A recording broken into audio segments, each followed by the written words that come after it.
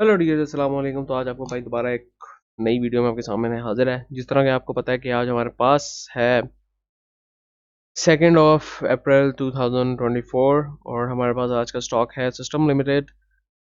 इसके अलावा हमने देखा कि मैंने एक मारी पे भी वीडियो अपलोड की है थोड़ी देर पहले, 21 मिनट पहले, तो वो भी जाके देखो। उसमें हमने प्रॉफिट्स रिवील किए हैं और मारी की लेटेस्ट अपडेट हमने उसमें मेंशन की है। इसके अलावा हमारे पास 962 सब्सक्राइबर्स हो चुके हैं। अब हमारे पास कुछ ही सब्सक्राइबर्स की देर है कि 1000 सब्सक्राइबर होने वाले हैं।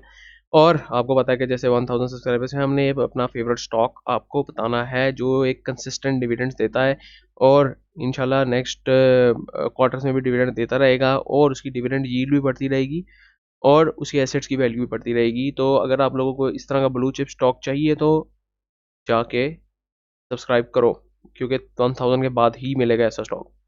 अच्छा, तो आज हमारे पास सिस्टम्स लिमिटेड है। अब सिस्टम्स लिमिटेड के बारे में हम थोड़ा देख लेते हैं कि कंपनी एक्चुअली है क्या है। वैसे कंपनी आप सबको पता होगा कि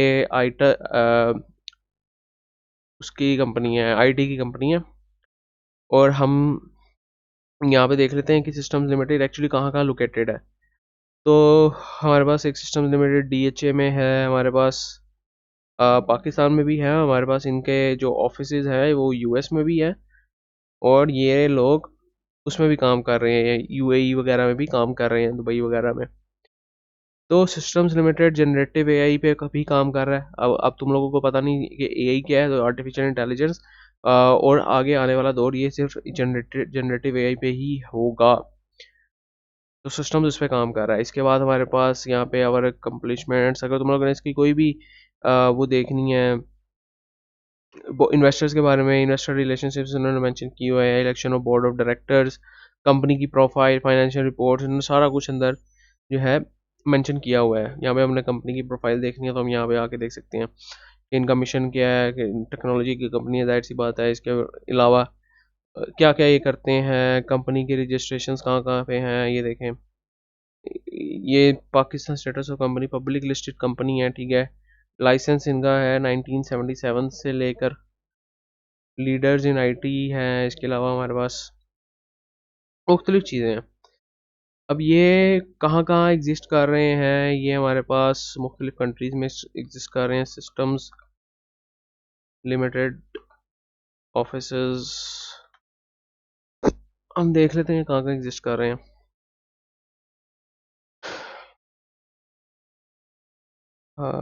सबसे पहले हम इसके ना, हम यहाँ पे इनके लिंक्डइन में भी जा सकते हैं एक्चुअली। तो अगर हम यहाँ पे इनका लिंक्डइन खोलें तो वहाँ पे भी सिस्टम्स लिमिटेड आ रहा होगा।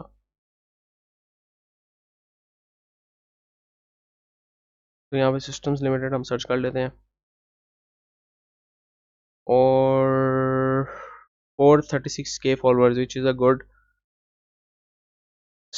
Start to invest in this company. 5000 से 10,000 एम्प्लॉयज़ हैं, जो कि बहुत वास्ट रेंज ऑफ एम्प्लॉयज़ है, बहुत ज़्यादा एम्प्लॉयज़ हैं इनके। अब ये देखें वेयर दे लिव, कुछ रहते हैं पाकिस्तान में, लाहौर, सिंध, इस्लामाबाद वगैरह में।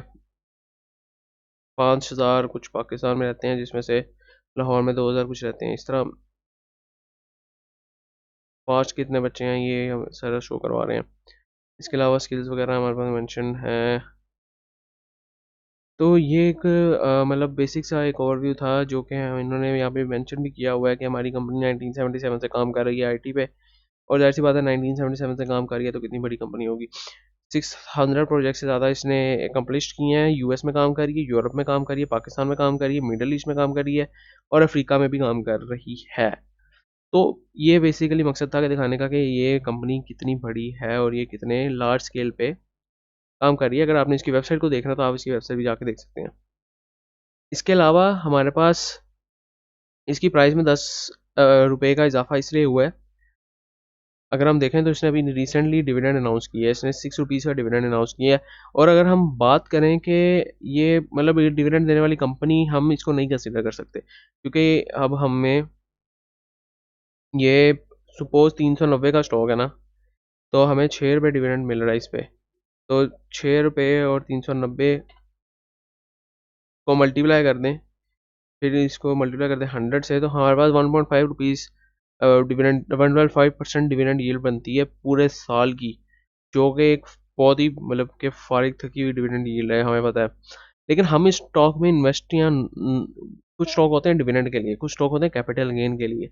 तो हम इन स्टॉक में इसलिए इन्वेस्ट कर रहे हैं क्योंकि ये हमें शायद कैपिटल गेन अच्छा दे सके, हम इसमें इस सूरत में इन्वेस्ट कर सकते हैं। डिविडेंड स्टॉक वाला नहीं है ये। लेकिन अगर हम देखें इसकी हिस्ट्री में, अगर 5 साल की हिस्ट्री तो आके देखें 5, तो इसने तकरीबन अपने डिविडेंड को 3 टाइम्स किया, मतलब हर 5 साल में अपने डिविडेंड को 3 टाइम्स इंक्रीज कर रहा है। अब 2.2 रुपीज़ से 2.25 रुपीज़ से लेकर इसने 6 रुपये तक 5 सालों में अचीव किया, मतलब कि 5 सालों में इसने डिविडेंड की वैल्यूज इंक्रीज की है। तो अगले साल हो सकता है इससे भी ज़्यादा डिविडेंड दें हमें। अगर हम इसकी बात करें कि 52 वीक रेंज क्या है इसकी, तो हमारे पास 361 से लेकर 490 तक इसकी 52 वीक रेंज है। अब ये हमें अपने लोएस्ट पे मिल रहा है। अब लोएस्ट पे मिल रहा है, तुम लोगों को बताऊंगा कि अपने लोएस्ट पे एक तरह से हमारे पास ये लोएस्ट पे आया हुआ है, और इसकी फाइनेंशियल्स कैसी हैं, और ये इन्वेस्टेबल है कि नहीं, ठीक है। तो अब इसमें जो रीसेंट इंक्रीज देखने को मिला वो सिर्फ इस वजह से देखने को मिला है कि जिन्होंने डिविडेंड ये 6 रुपये का लेना है, वो उन्होंने पैसे डाल दिए अपने, क्योंकि मेरे नहीं ख्याल से कि अब ये एक इन्वेस्टेबल प्राइस है इसकी। जब ये मज़ीद नीचे जाएगा थोड़ा, तब हमें इसको एक्यूमुलेट मज़ीद हो कर सकते हैं, लेकिन अभी भी आप थोड़ी क्वांटिटीज़ की बाई कर सकते हैं, ज़्यादा ऊपर नहीं है, 2% ऊपर है। अच्छा, अब हम इसकी देखें तो इन्होंने अपनी रिसेंट एक फाइनेंशियल स्टेटमेंट निकाली है।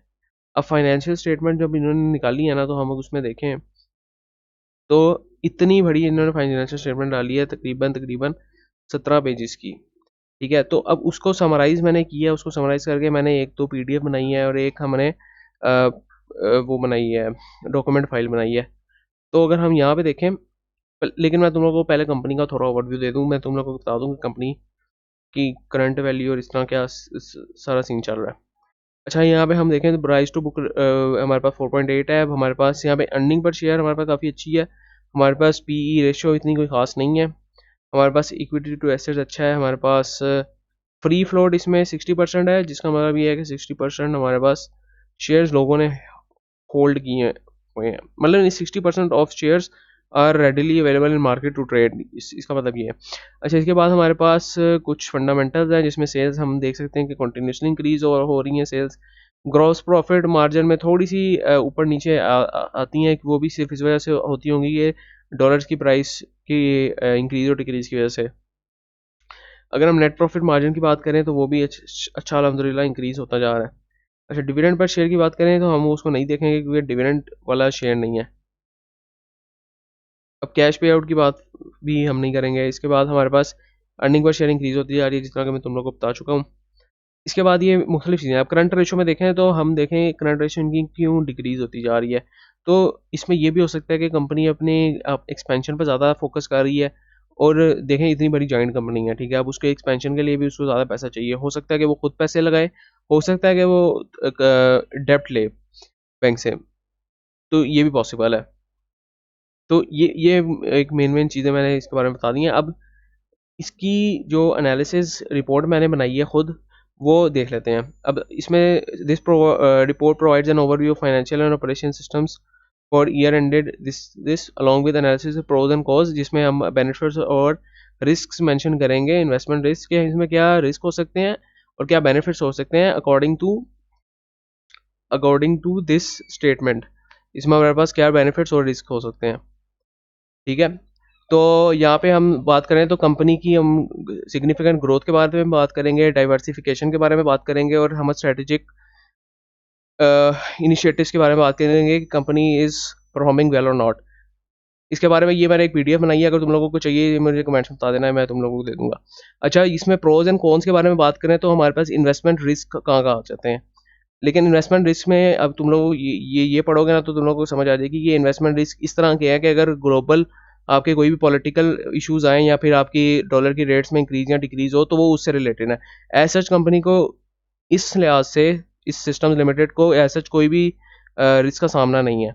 लेकिन अगर हम देखें तो इसके प्रोज काफ़ी हमारे पास प्रोमिनेंट और एविडेंट है। अगर हम यहाँ पे देखें तो स्ट्रॉन्ग रेवेन्यू ग्रोथ है। अब स्ट्रॉन्ग रेवेन्यू ग्रोथ हमारे पास कहाँ से है, हमने यहाँ पे भी देखा हमने यहाँ पे देखा कि इसके जो सेल्स है वो इंक्रीज हो रही हैं। अब जैसे कि सेल्स इंक्रीज होंगी वैसे हमारे पास रेवेन्यू भी इंक्रीज होगा। और यहाँ पे फाइनेंशियल्स में जाके देखो, यहाँ पे सेल्स देखो, यहाँ पे कॉस्ट ऑफ गुड सेल्स देखो, और इसका ग्रॉस प्रॉफिट देखो। तो ग्रॉस प्रॉफिट इसका हमेशा इंक्रीज होता जा रहा है, जिसका मतलब कि कंपनी इज परफॉर्मिंग वेल। अब यहाँ पे प्रॉफिटेबिलिटी की इंक्रीज वो दिखा चुका हूँ। इसके बाद हमारे पास डाइवर्सिफाइड रेवेन्यू स्ट्रीम्स। अच्छा, इसमें रेवेन्यू स्ट्रीम जो इसकी हैं वो डाइवर्सिफाइड है, और ये लोकल किसी भी हमारे पाकिस्तान में सपोज या फिर एशिया वगैरह पे डिपेंड नहीं कर रही। इनकी जो मेजर टारगेट ऑडियंस है ये यूएस की कम्युनिटी है, ये यूके और ऑस्ट्रेलिया की कम्युनिटी है। ठीक है, तो ये मोस्टली जो इनका सारा काम चल रहा है ये एक्सपोर्ट्स वगैरह पे चल रहा है, और डॉलर्स में इनकम जनरेट कर रहे हैं। अब जाहिर सी बात है, डॉलर की प्राइस बढ़ेगी तो इनकी इनकम स्ट्रीम की प्राइस भी बढ़ेगी, और डॉलर की प्राइस डिक्रीज होगी तो इनकी इनकम की जो टोटल रेवेन्यू होगा वो भी डिक्रीज होगा। अगर हम यहाँ पे देखें तो हमारे पास नेट प्रॉफिट मार्जिन हम देख सकते हैं कि ये फ्लक्चुएशन आ रही है इसमें। तो this could be a possible reason के ये डॉलर की इंक्रीज और डिक्रीज की वजह से हो। अच्छा, इसके बाद अवार्ड रिकॉग्निशन के इसमें माइक्रोसॉफ्ट जैसी कंट्री पार्टनर है इसका, और इंडस्ट्री स्टैंडिंग इसको अवार्ड भी मिल चुके हैं। ठीक है, अब स्ट्रॉन्ग ईपीएस ग्रोथ मैं तुम लोगों को यहाँ पे बता चुका हूँ कि प्राइस टू अर्निंग ईपीएस पर शेयर इसकी इंक्रीज हो रही है। अब यहाँ पे देखो तुम लोगों ने इन्होंने जो लेटेस्ट रिपोर्ट इशू किया ना, तो इसमें हम देख सकते हैं ये डाइल्यूटेड और बेसिक ईपीएस कैसे इंक्रीज हुई है। अब ये 22 रुपीज़ से उठ के 29 रुपीज़ पे आ गई है। अब ये जो सारी 17 पेजेस की रिपोर्ट है ये मैंने कंपैक्ट एक पीडीएफ में और डॉक फाइल में मैंने एक कंपैक्ट कर दिया। अगर तुम लोगों को चाहिए वो कमेंट्स बता देना। तो इसमें हेल्दी इंक्रीज इन ईपीएस और रिफ्लेक्टिंग प्रॉफिटेबिलिटी, इसमें हेल्दी इंक्रीज आया ईपीएस वगैरह में। ठीक है, अब एक्सपेंशन और इन्वेस्टमेंट में क्या कर रहे हैं कि active investments in new markets and technologies for AI for future growth. अब फ्यूचर ग्रोथ, अब इस कंपनी को भी पता है कि आगे एआई का दौर है। ठीक है, अब एआई का दौर है तो इस कंपनी को भी एआई में इन्वेस्ट करना चाहिए। तो इसलिए हो सकता है कि ये भी एक पॉसिबल रीजन हो कि ये इतनी बड़ी कंपनी है, डेप्थ में वैसे इतना डेप्थ में नहीं है, लेकिन डेप्थ में इसलिए है मतलब 2 टाइम्स इसके पास इन्वेस्टमेंट वैल्यू है कंपेयर टू डेप्थ। मतलब अगर 10 मिलियन के डेप्थ है ना, तो उसके पास तकरीबन 20 मिलियन का इनका वो होगा, एसेट्स होंगे। तो इसके पास इतना मतलब ये कम होता क्यों जा रहा है, ये करंट रेशो क्यों कम होती जा रही है? वो उसके लिए पॉसिबल रीज़न ये हो सकता है कि वो अपने उसमें इन्वेस्ट कर रहे हैं एआई में। ठीक है, अब इसके जो पोटेंशियल रिस्क है ना वो क्या हो सकते हैं कि जियो पॉलिटिकल एंड इकोनॉमिक रिस्क हो सकते हैं। ये सारी चीज़ें मैं आपको यहाँ से मेंशन करके बता रहा हूँ इस रिपोर्ट में जो लिखी हुई हैं। इसके exposure to geopolitical tension and economic, अच्छा इकोनॉमिक इंस्टेबिलिटी, अगर अगर सपोज आपकी इकोनॉमिक इंस्टेबिलिटी आती है तो वो हर फैक्टर उस पर इफेक्ट होता है। मतलब सिर्फ आईटी इंडस्ट्री नहीं, वो हर इंडस्ट्री इस पर इफेक्ट होती है। ठीक है, इधर इकोनॉमिक और पॉलिटिकल। ठीक है, इसके अलावा करेंसी के मैंने आपको बता चुका हूँ कि करेंसी की वैल्यूएशन और डीवैल्यूएशन, चूंकि ये डॉलर्स में कमा रहे होते हैं तो फ्लक्चुएशन इन करेंसी रेट्स भी इनको इफेक्ट कर रहे होते हैं, क्योंकि they are paying in like local currencies, तो उनको वो एक्सचेंज रेट्स क्या पता इतने अच्छे ना मिल रहे हो। हाई इन्फ्लेशनरी प्रेशर, इसमें ये हो सकता है कि आपकी इन्फ्लेशन की वजह से आपके रेट्स इतने बढ़ गए हैं, या फिर आपके जो रिसोर्सेज हैं उनके रेट्स इतने बढ़ गए हैं कि आपके मार्जिन कम हो रहे हैं। इसमें उनके पोटेंशियल रिस्क भी ये हो सकता है। ठीक है, इसके बाद need for constant research and development investment to stay competitive. ठीक है, अब इसको कम्पिटिटिव रहने के लिए जाहिर सी बात है नई टेक्नोलॉजीज पे जाना पड़ेगा, जिसमें एआई आ गया, हमारे पास एमएल आ गया, डाटा साइंस आ गया। इस तरह regulatory changes in corporate governments और रेगुलेशन गुड इम्पैक्ट। अच्छा, ये सारा मैंने मेंशन कर दिया है क्या चीज़ें, इसको आपने मजीद डिटेल्स में देखना तो आप मुझे बता सकते हैं। अब यहाँ पे कंक्लूजन मैंने कह दिया, system limited present compelling investment opportunity, अच्छी अपॉर्चुनिटी हमें दिख रही है। ठीक है, with strong potential and strategic positioning in technology and global markets. ठीक है, इसके हाई इम्पैक्ट है ग्लोबल मार्केट्स पे, जो कि एक बड़ी आईटी कंपनी है। ठीक है, however considerations around geopolitical economic and risk should be carefully evaluated by investors। ठीक है, ये रिस्क हो सकते हैं जो कि कोई भी रिस्क अभी इतना प्रोमिनेंट नहीं है कि हम इस कंपनी में इन्वेस्ट ना करें। ये एक चीज़ होगी।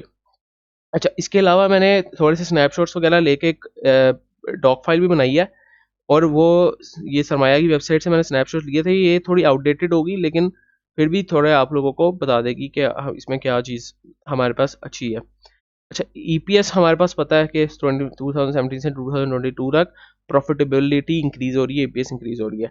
अब ऑपरेशन कैश फ्लो इसके पास indicating the company's ability to generate revenue.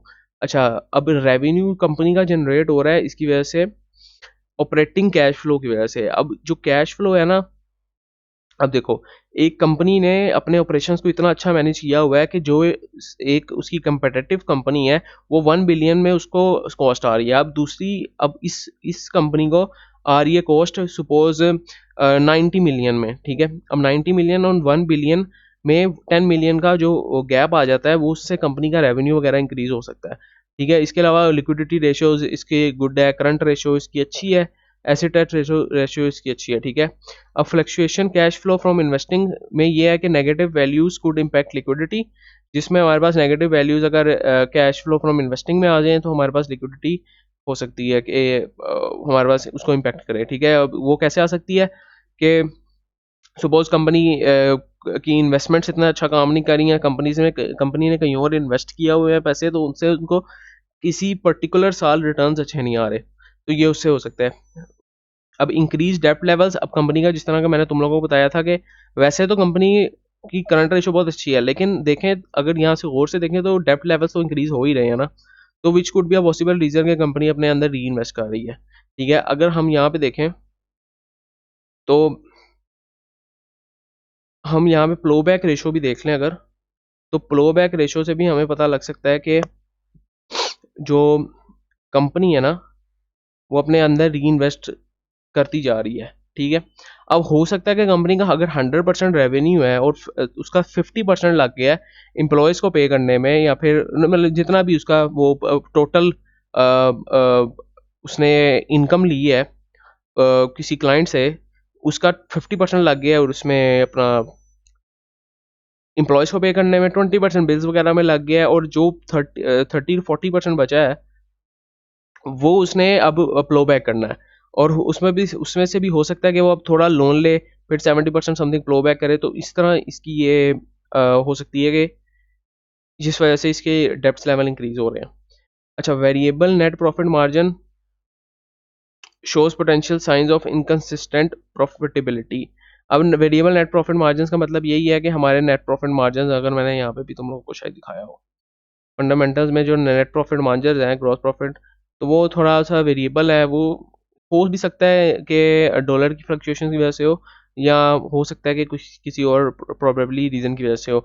But अगर ओवरऑल इस कंपनी के बारे में बात की जाए तो company is very good in its operations, company is very good in its global recognition, और कंपनी एक अच्छे स्केल पे काम कर रही है, और it is one of the biggest IT companies working in all over the like world, और काफ़ी ज़्यादा अच्छा इनका वो सिस्टम है, क्योंकि मैं भी एक आईटी इंडस्ट्री से बिलोंग करता हूँ, तो मुझे भी इनके बारे में काफ़ी अच्छी नॉलेज है।